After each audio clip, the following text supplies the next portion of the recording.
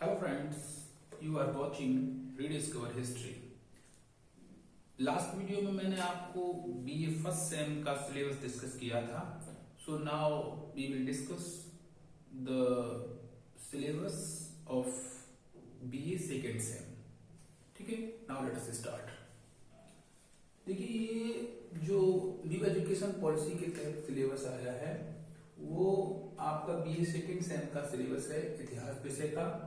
और इस second same का जो प्रश्न पत्र है उसका शीर्षक रहेगा हिस्ट्री ऑफ मेडिवल इंडिया, यानी कि मध्यकालीन भारत का इतिहास, जिसको कवर किया गया है 1206 ईस्वी से 1757 ईस्वी के बीच में.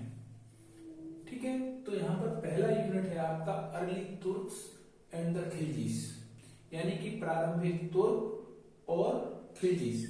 अब आपके मन में ये सवाल उठ रहा होगा कि दरअसल ये खिलजी और तुर्क्स कौन है. तो मैं बता दूं आपको, दरअसल जो लिटरल मीनिंग है या ये समझे कि तुर्क्स कौन थे, इस बारे में अगर आपको समझना हो तो दरअसल ये तुर्क जो थे वो मध्य एशिया या मध्य पूर्व एशिया में जो तुर्की देश था या तुर्की भाषा बोलने वाले लोग हैं तुर्की में, ये वो लोग हैं. और उसके पड़ोस के जो राज्य थे अजरबैजान, तुर्कमेनिस्तान, उन सब देशों से आए हुए जो लोग थे वो दरअसल तुर्क कहलाए. और चूंकि यहाँ पर जो अर्ली तुर्क्स का जिक्र है वो अर्ली तुर्क्स वही हैं जिनका जिक्र फर्स्ट सेम के लास्ट यूनिट में लास्ट यूनिट में हुआ है. और वो महमूद गजनवी और मोहम्मद गोरी जो हैं वो तुर्क शासक थे. ठीक है, तो इस सेमेस्टर में आप उन्हीं तुर्क्स का अध्ययन जो है वो विस्तार से करेंगे. ठीक है, और ये कह सकते हैं आप कि जो सल्तनत काल में जो प्रारंभिक शासक हुए हैं वो लगभग सभी तुर्क शासक थे. ठीक है, फिर खिलजी पे प्रश्न होते हैं, खिलजी कौन थे. दरअसल खिलजियों पर जो इतिहासकारों का मत है वो भिन्न भिन्न है और इतिहासकार इन खिलजियों को अफगानी मानते हैं. ठीक है, और ऐसा माना जाता है कि सत्ता संघर्ष के दौरान या कह सकते हैं कि बलबन के समय में दो गुट बने हुए थे. एक तुर्की अमीरों का गुट बना हुआ था, दूसरा जो है वो खिलजी मलिकों का गुट बना हुआ था. तो ये दोनों गुट एक दूसरे को पसंद नहीं करते थे.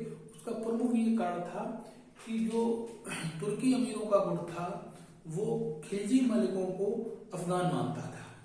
और वो इसलिए भी मानता था अफगान क्योंकि जो खिलजी थे वो रहन सहन में, उन्होंने रीत रिवाज में, खान पान में वो अफगानी रीत रिवाजों का पालन करते थे. ठीक है, लेकिन बुलजले है जैसे जो कुछ इतिहासकार हैं उन्होंने इन खिलजियों को भी तुर्क देश का रहने वाला या तुर्की माना है. ठीक है, और खिलजियों में आपने कालांतर में अलाउद्दीन खिलजी का नाम अच्छी तरह से सुना होगा. तो इस तरीके से हम इस पहले यूनिट में तुर्क्स और खिलजियों का अध्ययन करेंगे. और जो दूसरा यूनिट है द तुगलक्स एंड लोधीस. ठीक है, इसमें जो तुगलक शासक हैं या लोधी शासक हुए हैं उनका हम अध्ययन करेंगे. और तुगलक्स के बारे में आपको पता होना चाहिए कि दरअसल एक गाजी मलिक सरदार था जिसने कि गयासुद्दीन तुगलक नाम रख करके तुगलक वंश की स्थापना की थी. तो ये प्रारंभिक शासक था, तुगलक वंश था. तो वहां से तुगलक की शुरुआत हुई है और फिर ये लोधी शासक हुए हैं जिनमें पहला नाम बहलूल लोधी का आता है, उन्होंने की लोधी वंश की स्थापना की. तो इस प्रकार से हम इन शासकों का अध्ययन इस दूसरे यूनिट के अंतर्गत करेंगे. अब आता है तीसरा यूनिट जिसमें कि द मुगल्स, यानी कि मुगल शासक. इसमें पहला नाम आता है बाबर का, उसके बाद बाबर का बेटा हुमायूं. ठीक है, इनका अध्ययन हम इस टॉपिक के अंतर्गत करेंगे.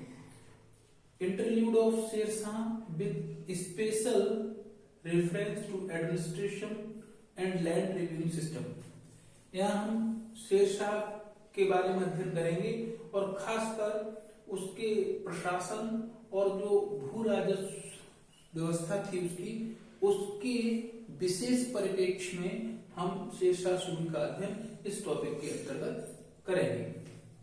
चौथा जो यूनिट है उसमें अकबर टू शाहजहां, उसमें हम अकबर से लेकर के शाहजहां तक अध्ययन करेंगे, जिसमें कि अकबर की मनसबदारी व्यवस्था का अध्ययन करेंगे, रिलेशन विद राजपूत, उसके राजपूतों के साथ क्या संबंध थे उसका अध्ययन करेंगे, एंड महाराणा प्रताप और महाराणा प्रताप के बारे में पढ़ेंगे, रिलीजियस पॉलिसी और उस समय की धार्मिक नीति क्या थी, यानी अकबर से शाहजहां के काल तक धार्मिक नीति के क्या सोपान थे, वो सारी चीजों का अध्ययन हम इस चौथे यूनिट के अंतर्गत करेंगे। पांचवें यूनिट में हम औरंगजेब का अध्ययन करेंगे और औरंगजेब की राजपूत नीति क्या थी उसका अध्ययन करेंगे, उसकी धार्मिक नीति क्या थी यानी कि रिलीजियस पॉलिसी क्या थी उसका अध्ययन करेंगे, उसकी डेक्कन पॉलिसी क्या थी यानी कि दक्षिण के प्रति उसकी नीति क्या थी उसका अध्ययन करेंगे, decline and disintegration of Mughals, फिर हम मुगलों के पतन और उनके बीच पड़ने वाली फूट का अध्ययन करेंगे, किस प्रकार से मुगल साम्राज्य का पतन हुआ, उसके अंदर फ्रैक्शंस और फूट पड़ी, वो सारा अध्ययन हम इस पांचवें यूनिट के अंतर्गत करेंगे। Rise of Maratha under Shivaji, यानी कि छत्रपति शिवाजी के अधीन मराठा साम्राज्य या मराठाओं का जो उदय है वो किस प्रकार हुआ, फिर एडमिनिस्ट्रेशन यानी शिवाजी के अधीन जो प्रशासनिक व्यवस्था थी वो किस प्रकार की थी, जो उनका राजस्व व्यवस्था थी वो किस प्रकार थी, कॉन्सेप्ट ऑफ हिंदू पद पातशाही और उसके साथ साथ जो हिंदू पद पातशाही का जो कॉन्सेप्ट है वो किस प्रकार आया, एंड लेटर मुगल्स और उत्तर मुगल्स कौन कौन थे उन सब की चर्चा हम जो है वो इस छठे यूनिट के अंतर्गत करेंगे। सातवें यूनिट में development of architecture and painting in Mughal period, यानी मुगल काल का स्थापत्य और मुगल काल की चित्रकला। आप लोग जहांगीर को चित्रकला प्रेमी के रूप में अच्छी तरह जानते हैं, तो इस तरीके से इस सातवें जो यूनिट है उसके अंतर्गत हम मुगल कालीन चित्रकला और स्थापत्य कला का विकास किस प्रकार हुआ उसका अध्ययन हम इस सातवें यूनिट के अंतर्गत करेंगे। Development of Sufism in India, यानी कि भारत में सूफीवाद का विकास किस प्रकार हुआ, भक्ति मूवमेंट, उसी दौरान भारत में जो भक्ति आंदोलन हुआ उसके क्या कारण थे, उसके क्या परिणाम हुए, ये सारी चीजें हम इस अंतिम और आठवें यूनिट के अंतर्गत करेंगे। रीस्ट्रेंथनिंग इन नॉर्थ इंडिया, उत्तर भारत में फिर से सुदृढ़ीकरण किस प्रकार हुआ, रीस्ट्रेंथनिंग कैसे आई, पुनः सुदृढ़ीकरण यानी उत्तर भारत की जो एकता थी उसमें पुनर्सुदृढ़ीकरण किस प्रकार हुआ, उसका जो है फिर से सशक्तिकरण किस प्रकार हुआ, ये सारी चीजें जो हैं वो हम इस आठवें यूनिट के अंतर्गत पढ़ेंगे। तो ये आपका पूरा एंटायर सिलेबस है जिसको कि आपने अभी समझा। अगर आपको कोई डाउट है, कोई प्रॉब्लम है तो आप कमेंट सेक्शन में लिख सकते हैं। So please like, subscribe and share my channel. अगर सुलझाना हो अतीत की मिस्ट्री तो फॉलो करो रीडिस्कवर हिस्ट्री। Thank you.